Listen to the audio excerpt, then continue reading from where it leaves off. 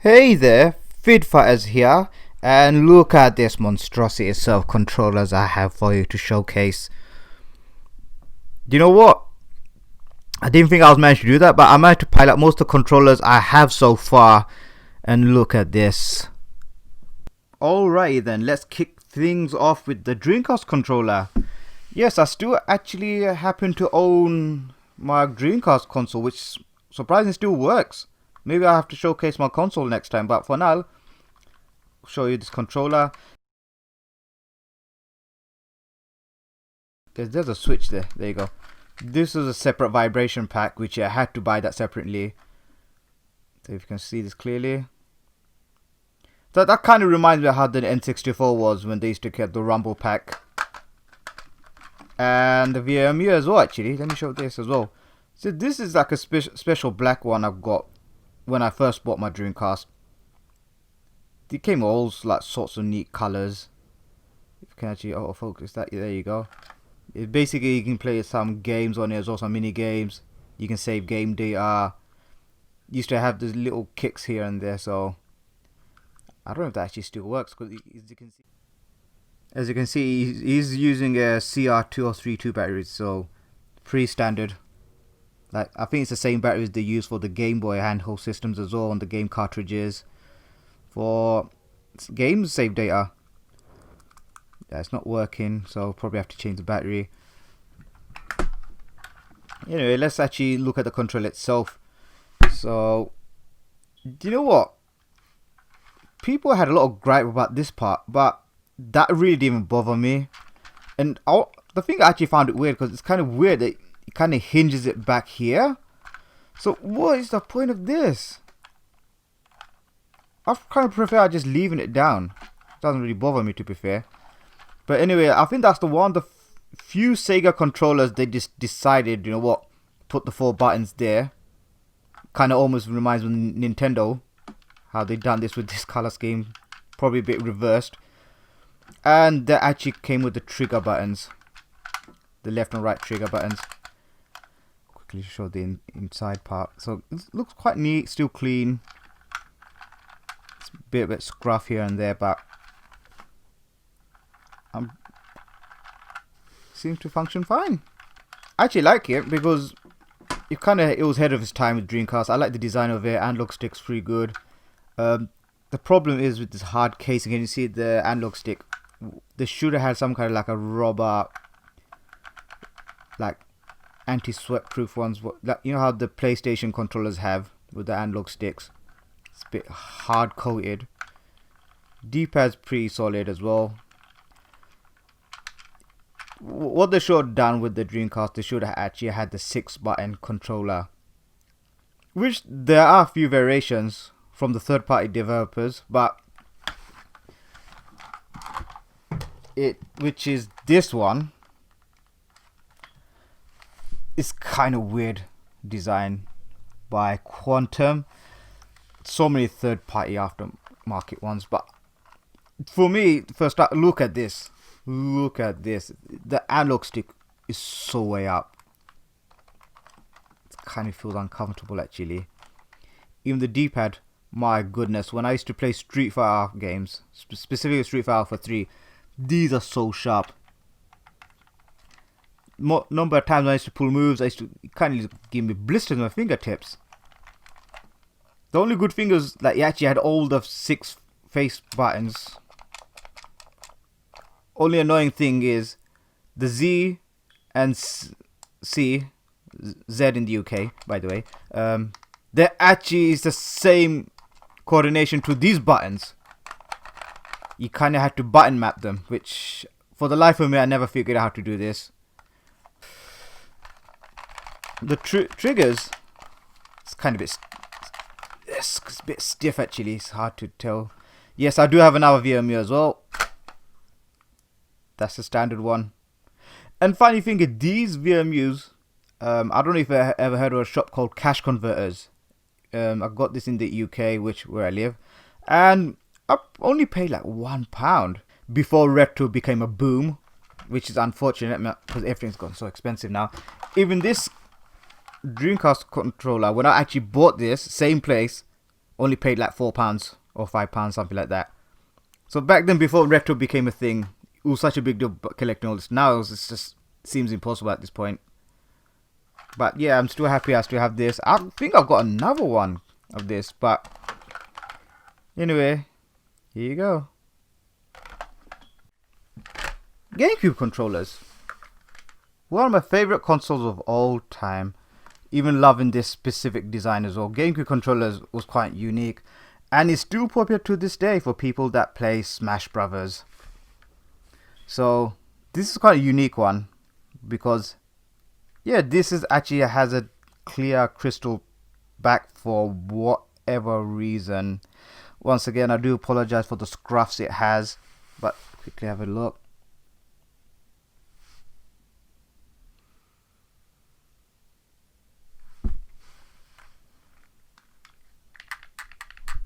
Surprisingly, it was not that bad condition actually. Feels fine as well. One trigger that I actually do like, it felt way better than the Nintendo 64.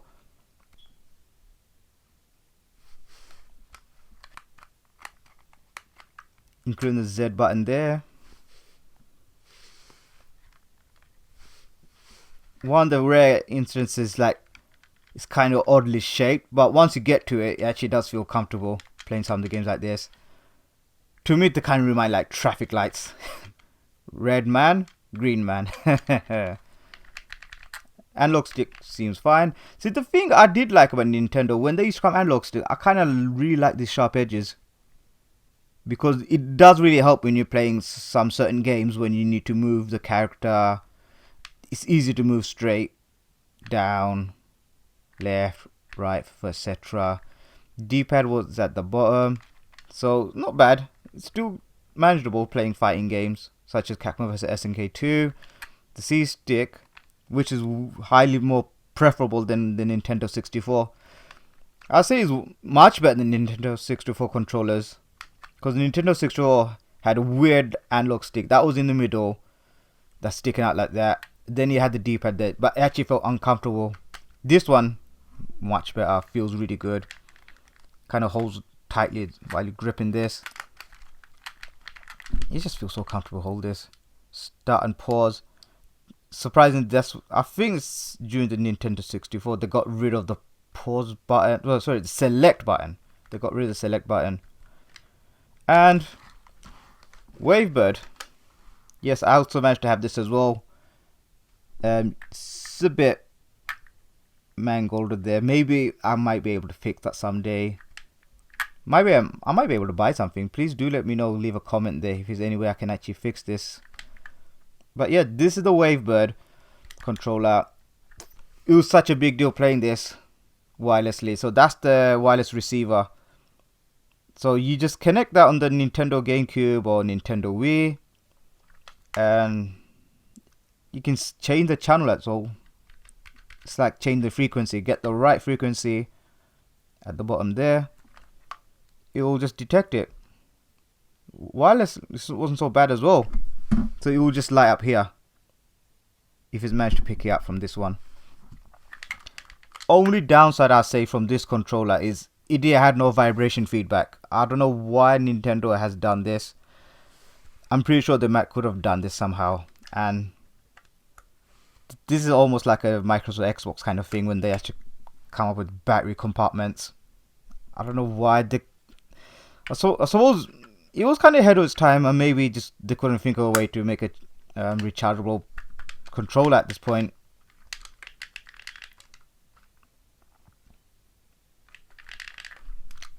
I think they're going quite rare nowadays. So I was lucky I managed to pick this up for like £15 long time ago. So I'm just happy I've got this as well.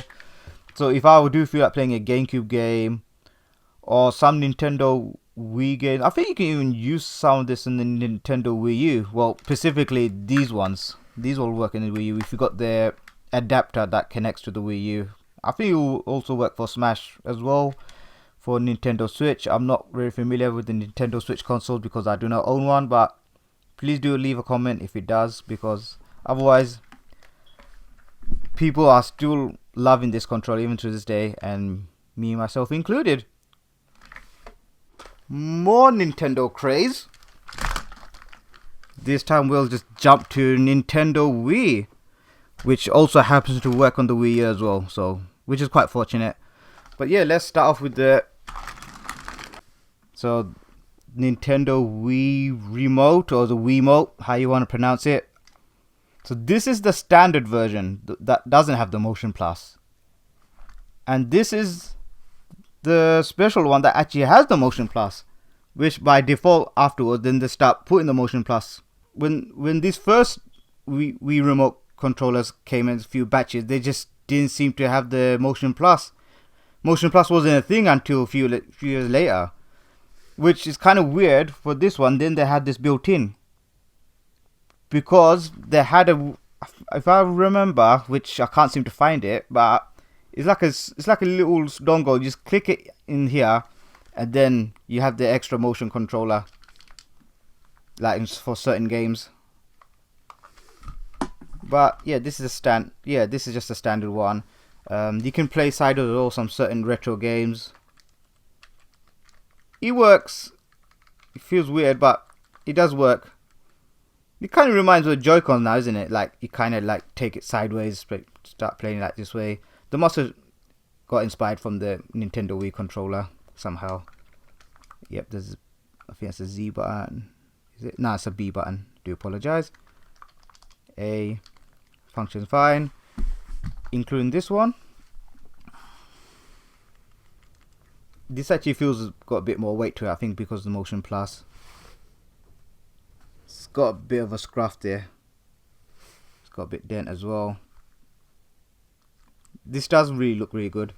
This controller, I actually bought this part of the Zelda Skyward Sword special edition, which actually came with this controller, and it actually worked out cheaper buying the game and this controller together. I think it was only like £5-10 difference. So why would you not get this and get the game, even though people gave bad reviews about Skyward Sword? Actually, I didn't really mind Skyward Sword. I thought it played well. I think people were just being nitpicky about it. But yeah, decent controller, plays well, especially if you had the nunchuck.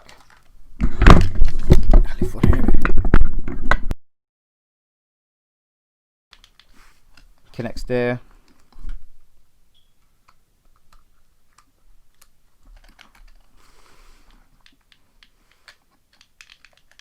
So basically that's how it is.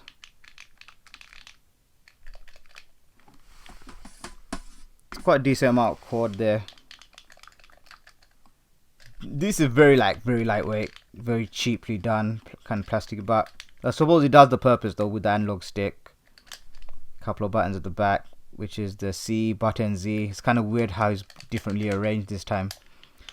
Specifically, I think this plays really good with Resident Evil 4. Basically the first time I actually played that game, and this functioned really well. There are some certain games for the motion games that it actually works really awesomely, and some of them not so good, but that wasn't such a bad controller. It was kind of ahead of its time with coming up with some crazy ideas. No, Nintendo, they always come up with some different design ideas. Do you think I was down with the Nintendo craze? Nope. Far from it. I got a Super Nintendo Mini controller, which that's part of the console I bought for this one. Yes, I own a SNES Mini. It's an awesome system. Awesome system. This bringing me back memories. This is bringing me back memories. Seriously. It was kind of unique how this is the controller that actually came up with the shoulder buttons, left and right, the colored candied buttons, which in the US version they got this 2 shades of purple colored buttons, but we got the nice candy colored buttons, just the same with the Japanese version of the controller as well. So the logo's there, select button, start. Because it's fairly new, this actually feels way better when I first actually played this, when I got the older version, which unfortunately MIA, missing in action. Feels good. I could bring me back memories of playing old games like Super Mario World, Well, Street Fighter, so many games, but I can't actually remember the top of my head. It feels really good. Good quality build. Well done, Nintendo, for the mini system. You actually done a good controller for this. And the neat thing about this one, this will actually work for your Nintendo Wii or even for Nintendo Wii U. If you got the Wii Remote. So yeah, if you want to connect this, you can actually play the WiiWare games or the Virtual Console games, and it will just work. So you can connect this, which is great. I remember before the SNES Mini console came out, getting this controller was such a big deal, because I remember when the Nintendo Wii first came out, they came up with the Nintendo point system. I think there was a way to collect points, and this costed a lot of points. So it kind of made you have to buy a couple of Nintendo titles or products, anything like that, to get this controller. And it was really sought after, and this was going really hefty price on eBay. But I'm glad, as part of this console, I managed to get this. It's like the main reason I got this, because it's a controller. And this actually looks really neat as well. Well, it's not a controller video, but yeah, that's like I'll just throw it in there.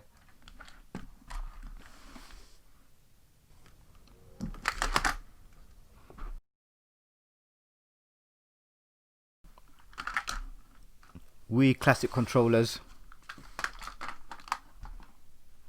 So let's actually start off with the Nintendo Wii Classic controller, the first version of this. So this kind of is a bit reminiscent to the SNES controller, or Super SNES controller, if you want to say it outside UK. The trigger buttons at the back, it just felt really bit squidgy. That was one of the gripes I actually had. Other than that, I think it would have been better if it was just normal click buttons, how the Super Nintendo was. They got the extra buttons as well, ZL and ZR for certain games. It's not so bad. I just would have preferred it like the PlayStation style, because it's easier when you have to have two buttons in the corner, which I'm glad they did rectify that eventually with the Wii Classic Controller Pro. I think that's what it's called. And this button, I have no idea what is the main purpose of this, because if I actually show you at the back, so I don't know, maybe it clips onto something. It almost looks like it's got a weird face to it. It's like, look at this. If I cover this one, it's like it's got two eyes here, probably a nostril or something, a mouth. Weird funny joke, but yeah, other than that, it doesn't seem so bad. Apart from this one, got two analog sticks as well, so it was kind of neat for certain games like that. So these classic controllers are the Pro version of them. Both controllers are actually the same. I just happen to have two color schemes. This was actually a gift from a good buddy, Kevin. He gave me the gold one. I think the gold one looks really nice. And surprisingly, it's still quite decent condition as well. And I do actually like that fact it actually has grips. First of all, it's funny how they kind of kept this part of the shape of the body still the same as from the first model. Only difference is now it actually has triggers, which is actually better. It's not squishy anymore. It clicks really good, and almost like a PlayStation layout. That's a thumbs up for me. I do like this. So it seems like a minor upgrade, but I do have to say this is a really good change. It felt much better playing some classic games, especially if I was playing the emulator or even from WiiWare games, Virtual Console. Kind of feel sad Virtual Console is like a thing of the past now. But it's a good build. Now it doesn't have this weird middle button, which I still wasn't sure what the heck the main purpose it was from the last one. Yeah, all together, a great controller. Feels good. Still same analog sticks there. Home button. Select start as well. But yeah, it felt really good. Then this is just practically the same thing. There's just a black one. It's got a bit scratched, but otherwise it's the same controller. Great upgrade. So that's it, ladies and gentlemen. I hope you all enjoyed this video. Done something a little bit different, showing a mix of the old controllers I still have even to this day. You know what, it's far from over. I still have way more controllers to show. So what I'm gonna do, I'll make a part 2 video and continue where I left off. So I hope you do look forward to seeing something like that. And if it is something you enjoy watching, this type of content, smash that like button, leave a comment and subscribe, and